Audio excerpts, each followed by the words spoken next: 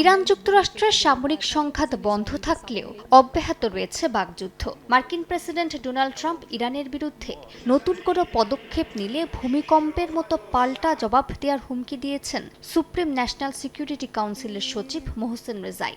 ইরানের প্রতিবেশী দেশগুলোকে যুক্তরাষ্ট্রের অর্থনৈতিক অভিযানে যোগ না দেওয়ার সতর্কবার্তা দিয়ে বলেছেন, কেউ সহযোগিতা করলে তাদের স্বার্থেও আঘাত হানবে তেহরান। এমনকি হরমুজ প্রণালী দিয়ে এক ফোঁটা তেলও বের হতে না দেয়ার এবং বিকল্প তেল রপ্তানি পথেও হামলার হুমকি দিয়েছেন তিনি। ইরানকে অর্থনৈতিকভাবে চাপে ফেলতে মার্কিন নতুন উদ্যোগকে সরাসরি অর্থনৈতিক সন্ত্রাস আখ্যা দিয়েছে তেহরান। দেশটির প্রথম ভাইস প্রেসিডেন্ট মোহাম্মদ রেজা আরেফ বলেছেন, জনগণের জীবিকা ও অর্থনৈতিক স্থিতিশীলতা নষ্ট করতে যুক্তরাষ্ট্রের চাপ মেনে নেওয়া হবে না।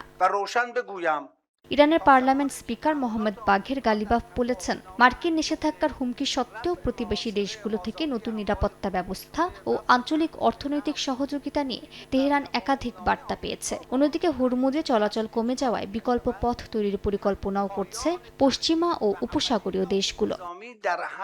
এদিকে ইরান ও যুক্তরাষ্ট্রকে আবার আলোচনার টেবিলে ফেরানোর চেষ্টা করছে মিশর। দেশটির পররাষ্ট্রমন্ত্রী বদর আবদেল্লাতে ইরানের পররাষ্ট্রমন্ত্রী আব্বাস আরাকচির সঙ্গে উত্তেজনা কমানো, ইরান ওমান আলোচনা এবং যুক্তরাষ্ট্র ইরান সমঝোতা স্মারকের বাস্তবায়ন পুনরায় শুরুর বিষয়ে আলোচনা করেছেন। মালিহা সুহরওয়ার্দী, সময় সংবাদ।